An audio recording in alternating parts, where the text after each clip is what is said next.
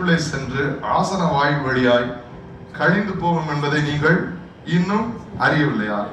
வாயிலிருந்து புறப்படுகிறவைகள் இருதயத்திலிருந்து புறப்பட்டு வரும், அவைகளே மனுஷனை ஆமென் சொல்லுங்க.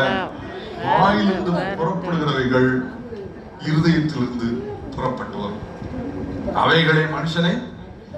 எத்தனை பேர் உங்களை தீட்டுப்படுத்த ஆசையா இருக்கிறீர்கள்? கையை உயர்த்துங்கள்.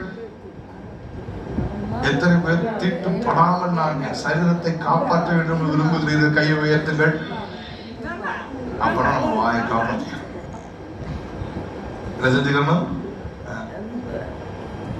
பக்கத்தை பார்த்து உங்களுக்கு அந்த பழக்கமே இல்லை.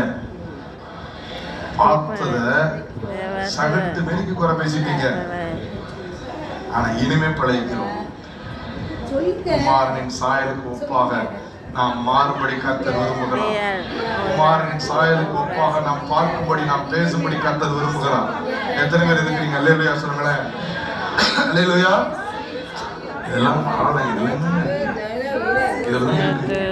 ஜீவனை நல்ல நாட்களை அபேட்சிக்கிறார்களா? இதுல விஷயமே இருக்கு.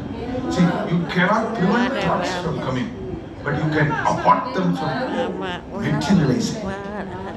திரும்ப நான் சொல்லுகிறேன், you cannot prevent thoughts from hitting your head, but you can abort them from being materialized. எண்ணங்கள் வரும். அவளை பார்த்தோன்னே இப்போ பத்தியா எப்படி சேலை போட்டு வந்திருக்கான்னு பத்தியான்னு வரும். ஆனா நீங்க அதை வாயில் எடுக்காம இருந்தீங்கன்னா அந்த எண்ணம் அப்படி செத்து போயிடும். இவனை பத்தியா எப்படி இருக்கான்னு ஒரு வார்த்தை கேட்டணும்னு வாயில வரும்.